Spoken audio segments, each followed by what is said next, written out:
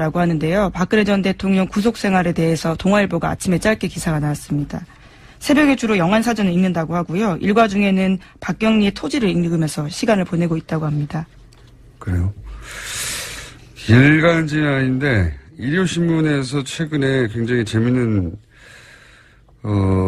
이게 사실관계를 확인하기가 일단 취재원을 확인할 수 없으니까 잘 모르겠는데 그런 일요신문의 보도가 지난주에 있었어요. 그러니까 영어사전 그 얘기도 나오지만 벽을 보고 알 수 없는 우리말도 아니고 영어도 아닌 말을 벽을 보고 뭐 중얼거리는 걸 교도관들이 몇 번 봐서 그 외에 이상하다고 생각되는 행동들이 몇 가지 있다고 일요신문이 보도를 했더군요.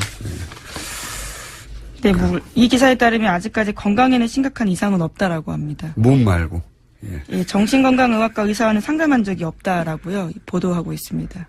일요신문을 한번 자세히 보시고 내일 한번 요약해서 전달해 주는 것으로. 그런 기사가 나왔어요. 예, 이거 제가 말씀드리는 건 동아일보 기사입니다. 그래요? 이상의 행동으로 비춰진다고 하는 게 몇 개 있었습니다. 몇 개 있었는데 그 중에 제가 하나는 말씀드리고 벽 보고 알아들 수 없는 방언인데 말이죠. 사실관계는 저도 일요신문에 의하면이라고밖에 전달할 수가 없네요. 삼성 관련해서 정유라 씨가 증인 안 나가겠다는 정도의 뉴스가 있는 것까지 하죠. 예, 정유라 씨가 안 나가겠다고 하죠. 예, 오늘 12일입니다. 증인으로 채택됐는데요. 나가지 않겠다는 뜻을 밝혔습니다. 그러니까 이재용 부회장의 재판에 정유라 씨가 구속되느냐 안 되느냐가 대단히 큰 영향을 미칠 수 있다고 저희가 짚었었는데 정유라 씨는 아예 증인으로 나가지 않겠다고 하는 거죠. 예, 자신을 방어하는 최선의 길이다 이렇게 밝히고 있습니다. 그것도 그렇고 이재용 삼성 부회장이 만약에 뇌물죄가 무혐의가 된다면 그럼 뭐 줄줄이 관련된 박근혜 전 대통령이나 최순실 씨나 정유라 씨 모두 형이 확 줄어들겠죠. 예. 자, 오늘 여기까지 하겠습니다. 지금까지 시사인 김은지였습니다. 감사합니다. 나라를 어지럽힌 사람이 현재 어지러움을 호소하면서 법정에서 꼬장을 피우는 일이 벌어졌죠. 어떤 일이죠? 이게 503호가 재판을 받던 중에 갑자기 건강 문제를 호소하면서 책상 위에 엎드립니다. 그러면서 재판이 예정보다 빨리 종료가 되게 되는데요. 이거 그냥 처잔 거 아니에요? 평소에도 잠깐 눈을 감고 조는 듯한 모습은 간혹 여러 번 있었다 그러던데, 이렇게 재판 도중에 아예 엎드린 건 처음이라 그러더라고요. 왜 이렇게 집중이 안 되나? 잠이 안 올 것 같은데. 그러니까요. 잠이 아니라 이제 어지러움을 느낄 수 있는데 그렇다면 금단 현상인가요? 이게? 똑같은 생각을 하셨네요. 금단 현상이 그래요. 충분히 그럴 수 있죠. 네. 근데 요 타이밍도 약간 묘한 게 이제 K스포츠재단 전 과장 박헌영 씨의 증인 신문이 막바지에 접어들었을 때라고 하네요. 근데 503호는 이후 근데 책상 위에 엎드려 있었고 재판이 잠깐 연기될 정도로 아팠던 거라면 사실 뭔가 끌려가거나 이렇게 뭐 엎히거나 그렇죠. 뭐 옮겨져야 되는 게 정상인데 본인이 스스로 제 발로 걸어 나가서 대기실에서 휴식을 취했다는 후문입니다. 그러니까 딱 이게 퍼포먼스가 어떤 느낌이 드냐면 그냥 내가 듣기 싫은 거야, 그 상황. 그 상황 자체가 그냥 싫은 거예요. 그러니까 무슨 얘기가 나올지 뻔하고 그 상황 자체가 싫으니까 피하는 거죠. 그러니까 정신 연령이 아주 그냥 몇 살이야. 마인드도 쓰레기. 그러니까 근데 그게 더 웃긴 게 저는 방청객들이 맞아. 박사모였군요. 저는 몰랐는데. 가 있겠죠, 아무래도. 엄청 많았나 봐요. 사람이 죽어나가는데 이럴 수가 있느냐며. 소리를 고래고래. 죽어나간대. 아니, 사람이 제 발로 서서 죽어나가냐? 그러니까요. 죽어나가는데 막 이런다고. 눈물을 거의 막 흘렸다고 하는데 너무 불쌍하다고 항의하다가 제지를 받았다고 하더라고요. 네. 법정에서 너무 소란을 피우게 되면 퇴장을 당하게 되죠. 법정에서 이제 박 전 대통령이 입정하거나 퇴정할 때마다 이 지지자 30명 정도가 늘 박 대통령 사랑합니다 막 이거를 구호를 외친다고. 그 수임번호 503번도 그런 게 되게 부담스러울 거예요. 이제는 좋아하지 않을까요? 이제 사저에 있을 때나 아니면 청와대에 있을 때는 좋아하죠. 근데 지금 이제 뭐 상황이 그렇게 썩 좋은 상황은 아니니까 이런 행동들이 오히려 자신한테 부담으로 다가오지 않겠나. 짜증나겠지. 니들이 내 마음을 아냐 막 이러면서. 남의 속도 모르고. 거기서 응원을 하고. 그 미술에서 명함 대비처럼 네. 그게 계속해서 그렇게 법정에 와가지고 막 팬들이 막 그런 식으로 막 소리치고 막 그러는 게 판사 입장에서는 되게 착시를 자꾸 일으킬 거예요. 그러니까 저 사람들 자꾸 저렇게 하니까 이 사람 죄가 더 어둡게 보이는 거죠. 그렇죠, 그렇죠. 그렇지. 이게 더 괘씸한 그런 거 있잖아요. 그렇죠. 근데 이런 정치인들 재판에서 지지자들이 많이 가 있는다고 하네요, 보편적으로 또. 별로 도움이 되는 행동인지 잘 모르겠는데. 그렇죠. 속으로 그럴 수도 있어요. 진짜 니들 그러지 좀 마라. 네. 도움이 되는 행동이 아니다. 이렇게 생각할 수도 있을 것 같아요. 네, 사실은 이게 100만 원 이하 과태료를 부과할 수 있는 행위니까. 네. 네. 알아서. 네, 네, 조심하세요. 알아서 조심하시길.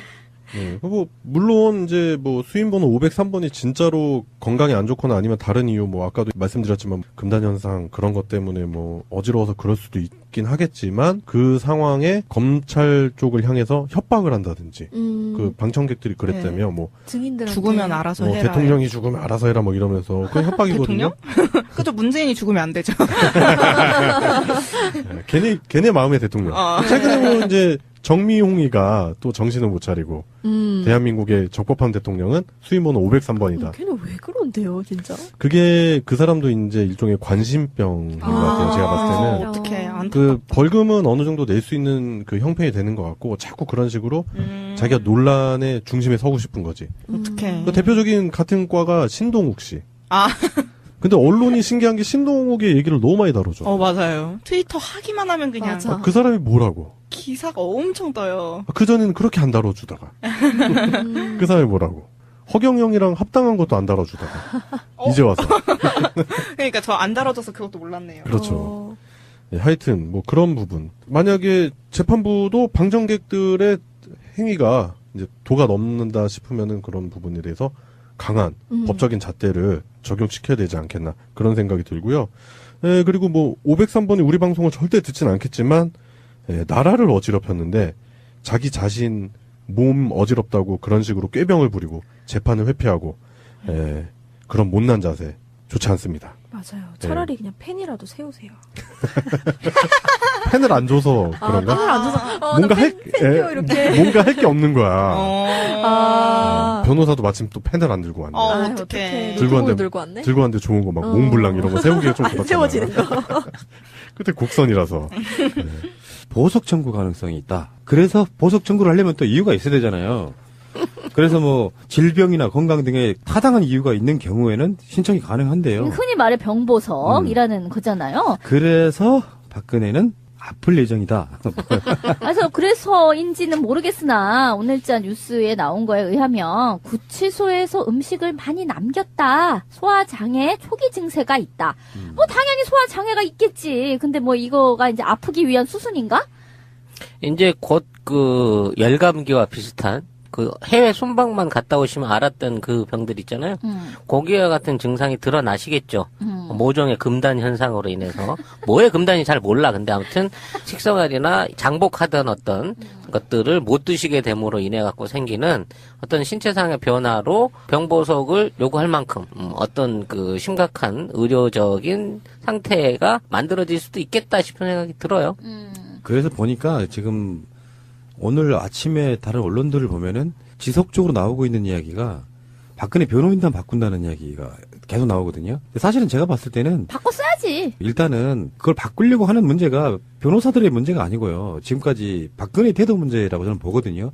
의뢰인이 안 할래. 가서 검찰에 가가지고 무조건 다 부인할래. 이런 전략을 취한 건 저는 박근혜라고 봐요. 왜냐면 자기 입장에서 결백하거든요. 내가 뭐 430억 처먹으려고 대통령 한 줄 아냐. 이렇게 갖고 있는 사람이나 변호사들이 아무리 어떤 조언을 해봐야 안 들어먹던 상황인데. 합리적인 대화가 안 됐다.